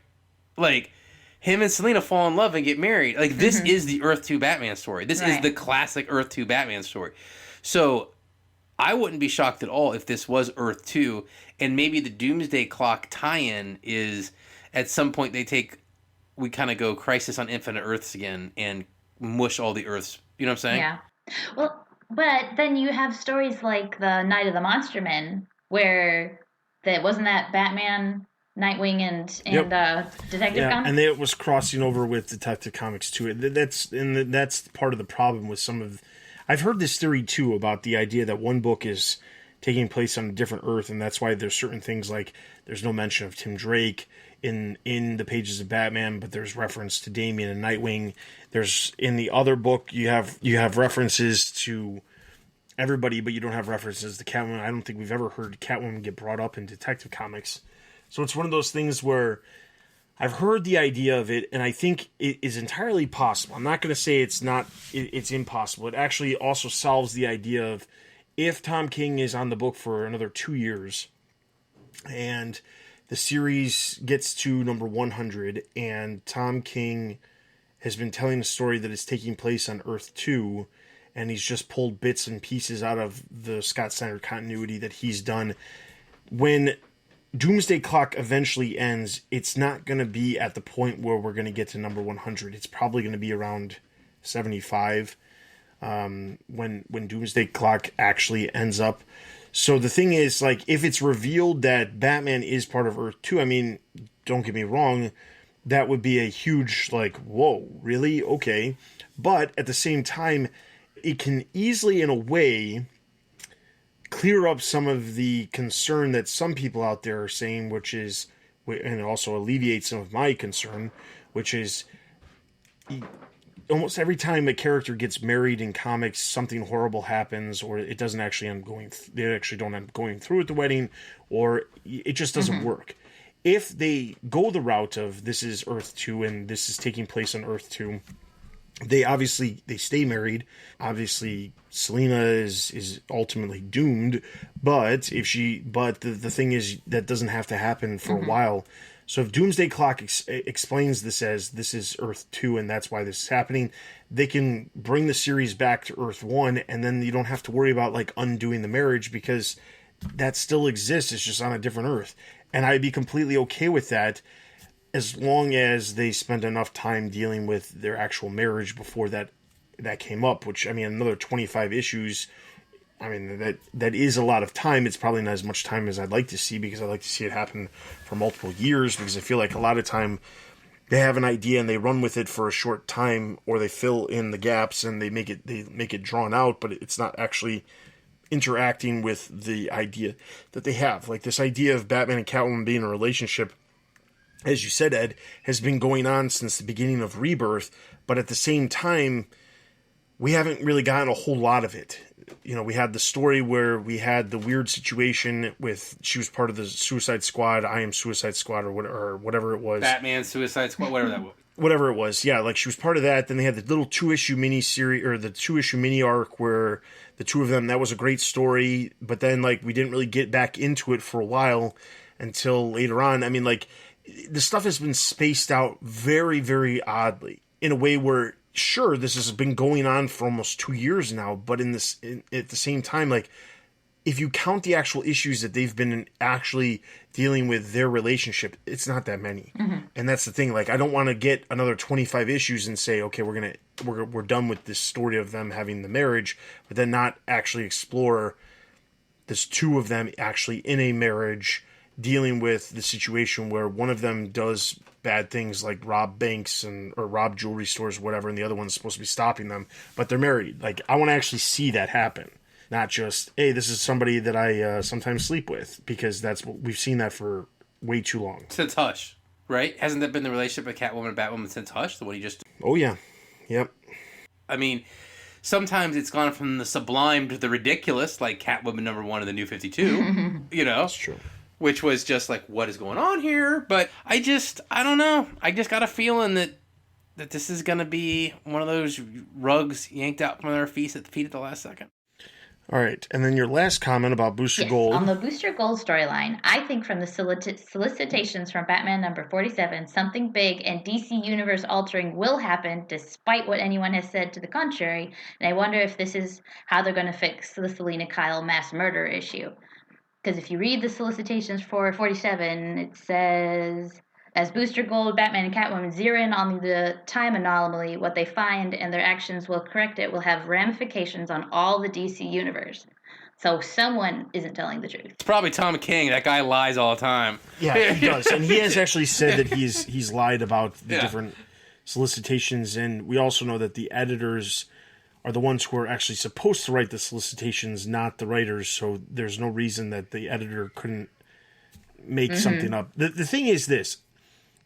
After going, at C2E2, they said that this storyline's not in continuity. I'm literally just I'm saying that these 3 issues that are happening, I'm convinced that it's just here's a 3-issue story arc. Throw away. Booster Gold's the focus. Batman is a supporting character. Catwoman's going to be a supporting character in the story. And at the end of it, we're going to go right back to where we were. And it's not even going to, like, Bruce Wayne from our normal Earth and Catwoman aren't going to have any clue about this. Like, I'm convinced that's what's going to happen, because if it's going to be outside, if it is outside of continuity now, it's not going to be even remembered after the fact. Right. It just isn't. So it's just, we needed to have 3 issues. And I said this last issue, I was afraid that this was going to happen. But, we're on our way to the wedding, which is number 50. And we basically have these 3 issues that are done by an artist who has not been on the series up until now, at least within Rebirth. And, it's outside of the normal artists that have been attached, like Mikhail Janin or Joel Jones or even David Finch, who outside of doing some work on number 50 isn't coming back to the book. I feel like it's just basically we needed to tell a 3-issue to make sure that this got to number 50. And unfortunately, you could look at it 2 ways. It's either a giant waste of time, or it could be a really good story that it doesn't have ramifications but could tell something really cool. And we've seen stories like that have worked out in the past and that can be good. Batman Annual number 2, the idea of this future version of Bruce Wayne and Selina, we don't know that that's actually the way everything's going to work out. That's just an idea of what it could be.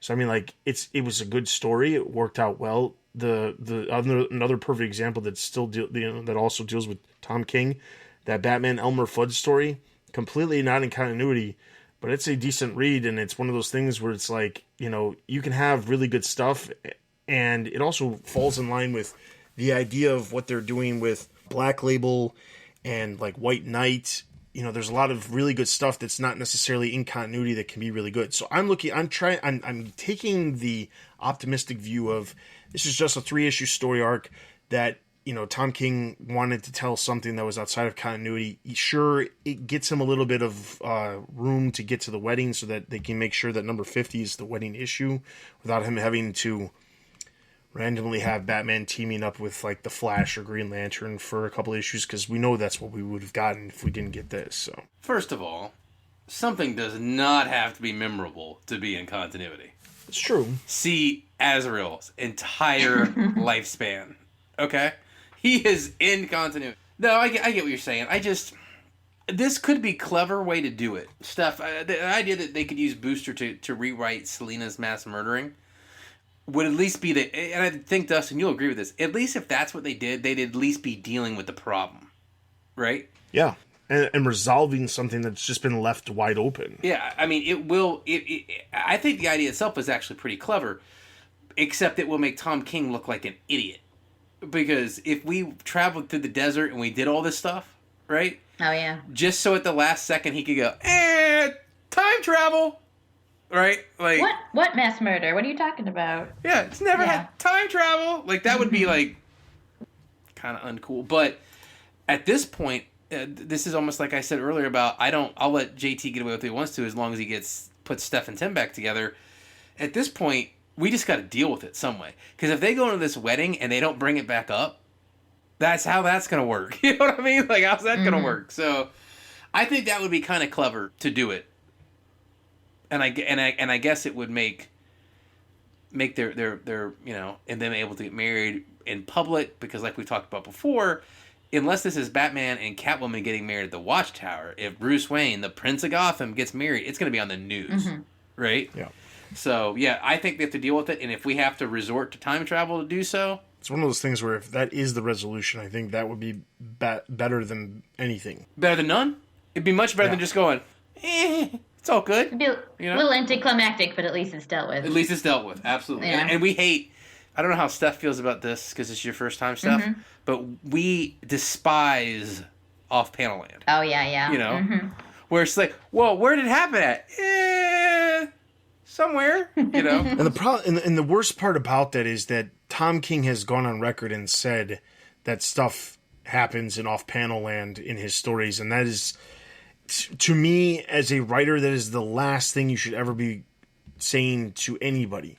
You should never be telling anybody that happens. I mean, I think it's in some ways better to say, you know what, eventually I'll get to that, and then just not get to it, than say it happened off panel. Because the idea that there's things that can happen and you as the reader have to guess as to how the outcome came, that is the worst thing you could possibly have. I don't want to read a comic and have to, basically choose my own ending because they decided not to follow up plot points. That's ridiculous. And if you have to do it, like the editor reduced your issue count or something happened and you have to resort to off-panel land, I guess it's something like we've all done stuff that we don't like to admit. Right. But he's like proudly going, oh yeah, you know that rule of writing about always show the story? I don't do that sometimes. It's like, brother, like we all drink alone sometimes, right? But we don't tell anybody.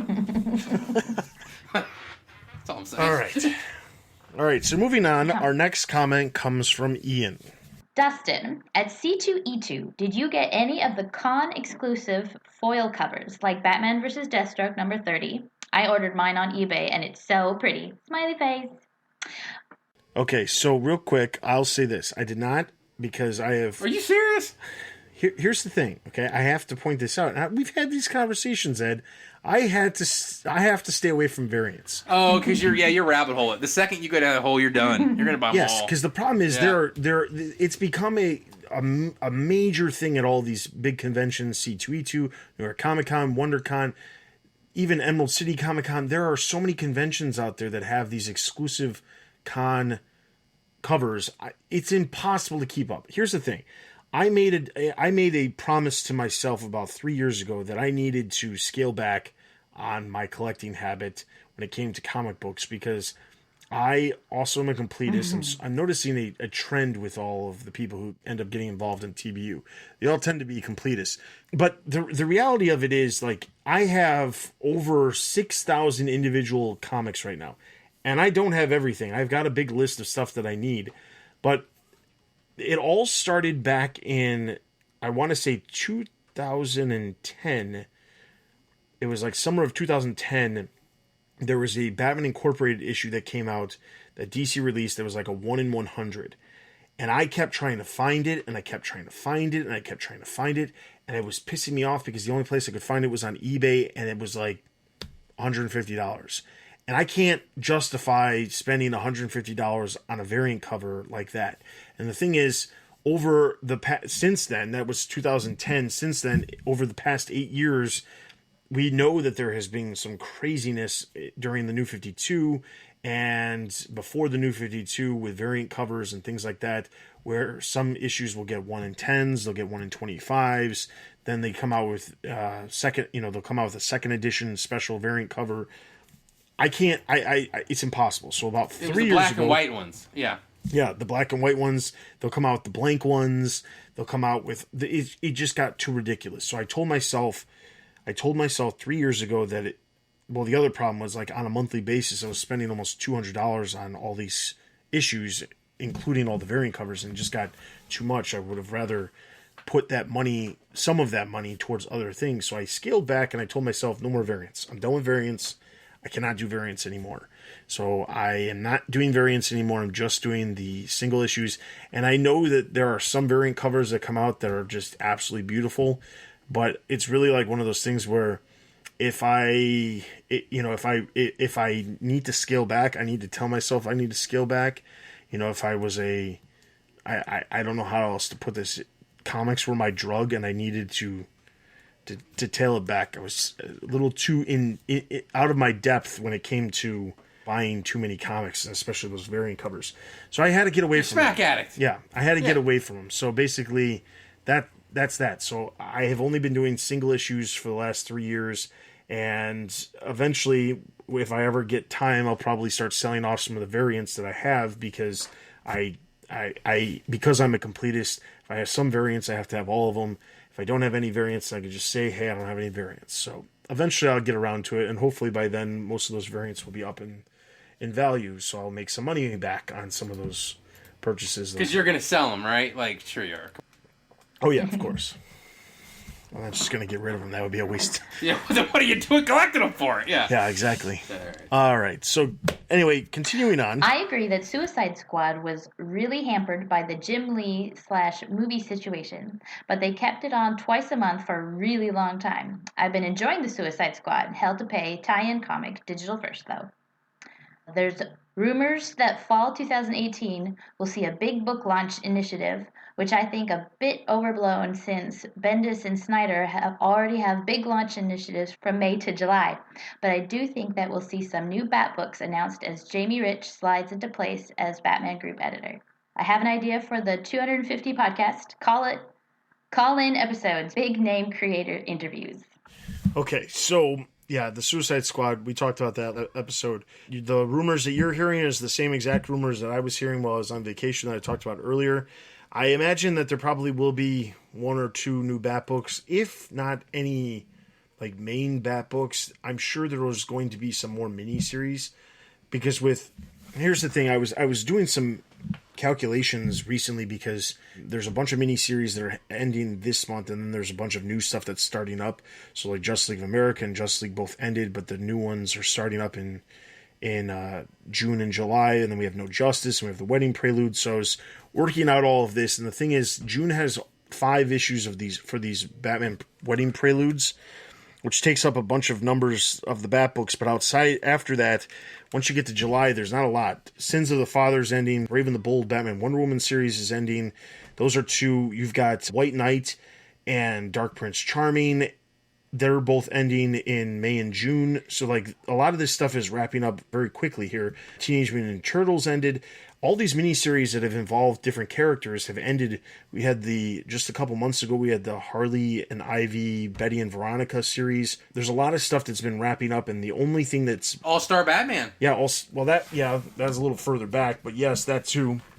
But out of all of that stuff that has wrapped up over the last, let's just say, 2 years since Rebirth started, this is actually the time where there has been the least amount of Bat books. So I think it's entirely possible, especially with all these miniseries that have ended recently, that we're going to see something new get announced in August, September, maybe something before Comic-Con, and then they hype it up at Comic-Con.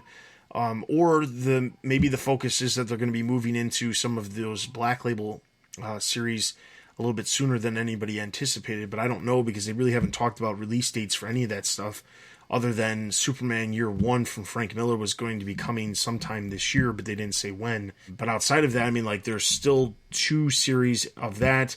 Sean Murphy has talked about White Knight Volume 2 being potentially announced at New York Comic Con, which means it's probably not actually going to release until maybe this time next year, or maybe even, like late 2018 again, and then going into 2019 if it stays with 8 issues. I mean, it was originally supposed to be 6, I think, and then it got expanded to 7, and then he got 8. So, needless to say, there's a lot of miniseries that are wrapping up, and I'm not seeing a whole lot of stuff taking those places, other than the 4 issues of No Justice that are coming out in May. There's the 4 or 5 issues of the Man of Steel weekly series that's coming from Bendis in May. Then there's the 5 weeks of Batman Preludes. So a lot of that stuff is filling the gaps of some of these miniseries that are ending. But as soon as all that stuff wraps up come July, there's not that much that's coming out that's outside of the normal stuff. So August, September, October, I'm telling you, those 3 months, there's going to be something. We know August is going to have something for Bat books, because Detective Comics is only the next story arc is only going 5 issues. So mid-month August, the second issue of August is going to have some new creator on it. It's not going to be Brian Hill, because he has said that he's only on the series for 5 issues. So something's happening. If it is this initiative that's being hinted at with some of the other titles, I mean, I'm not going to complain if something happens to the other books. Something's going to have to happen to Detective Comics, because we got to get to 1,000, and I don't want just random 5-issue story arcs to lead us to 1,000. I think that'd be a waste. But something's going to happen, And I would love to see maybe one or two Bat books come in, even if they were crossovers or some of these out of continuity miniseries. I mean, some of the stuff has been really good. White Knight and Batman Wonder Woman series, those have both been really good. So, yeah, we'll see. On to the ideas for the 250 podcast that we got here. I was thinking still the possibility that we could drink while we do it. We'll just get drunk. We'll do a drunk call-in show. That'd be fun. That would be great. Steph, what we got here? We got to ask you kind of an important question. Well, I got to ask you kind of an important question. What is your feelings on Death of the... Oh, yucky. It's fine. This is perfect then. This is great. Okay. All right. One of the things we originally talked about, this may or may not come to fruition, Bat fans, was having me, because I love the story personally, and nobody else does on this cast. Dustin is ambivalent. Stella does not like it. So it was going to be me defending that from people. Yeah, so just to throw it out there to listeners, because I guess if you leave your comments before the next episode, that'll help. But some of the ideas that we had ideas where we do like 3 different segments. One of us would each come up with some sort of segment. Ed's was, like he said, the Death of the Family thing where he was going to review Death of the Family. I am adamant against... Defend it is a better way to put it, probably. I'm adamant against top 10 lists. I don't like them. I don't like things having to do with like giving your top 5 comic stories, because most of the time it ends up being a lot of the same stuff. Unless you put on like crazy restrictions where it's like top 5 obscure Batman titles that aren't a Bat book, and then it's like, well, then you got to do a ton of research to try to find those. But the thing is, like, we had some other ideas. A call-in episode is something that we have not done here. I don't think we've ever done it on the comic. Stella's done some that I've been a part of. Well, Stella has done, BTO. and we've done years ago when we first started. We did call-in shows as part of the TBU special feeds, but there really wasn't like any sort of rhyme or reason. It was just like, hey, call in, give a comment, and we'll talk about it or whatever. I'm not exactly sure. I mean, I'm not going to say it can't happen because I like I said, I haven't figured out exactly what we're going to do. As far as big name creator interviews, I can honestly say that will not happen. Not because I don't want to, but we have the TBU interviews, and I don't want to necessarily get a couple of big name creators and try to do interviews in such a short amount of time, since this episode is supposed to release in basically June. I don't have a ton of time to line up a bunch of creators and put that together. And I don't want... I kind of want that episode 250 to be a celebration of what we've accomplished here on the Comic Cast, and not necessarily focusing on creators who have written Bat books over the past whatever years that we've been doing this. So I can honestly say that's not going to be one. But if anybody else has any other ideas that you'd like to pitch, surely send those on the comments section, and then by the next episode I will finalize what we are going to do, and we will figure it out and then give you a release date on that. Again, I will tell you this, that episode 250 will release, it'll be like an extra episode. So instead of having to do the news and the reviews for the 2 weeks, episode 250 will release in like one of our normal off weeks. So you'll get it a little bit sooner than you normally would, but that way we'll have a whole episode that will just be a special and won't be news and the normal stuff that we normally have to cover on one of these episodes. So 250 will happen between episode 249 and 251 then? Is it? It's got jokes, everybody. That's what we said, right? And I wish I could say that he was here all night, but he's not. So let's wrap this up. Yeah, no, he's not all night. Yeah. So this has been the Batman Universe Comic Podcast. Be sure to check out the website for all the latest news related to movies, TV, merchandise, video games, and of course the comics. Also, be sure to check out the website for all the latest podcasts we have to offer. There's new episodes of Backle to Oracle. As you're listening to this, the very first chapter of The Lonely Place of Living, which is the radio drama that Robin Everyone Loves the Drake has released.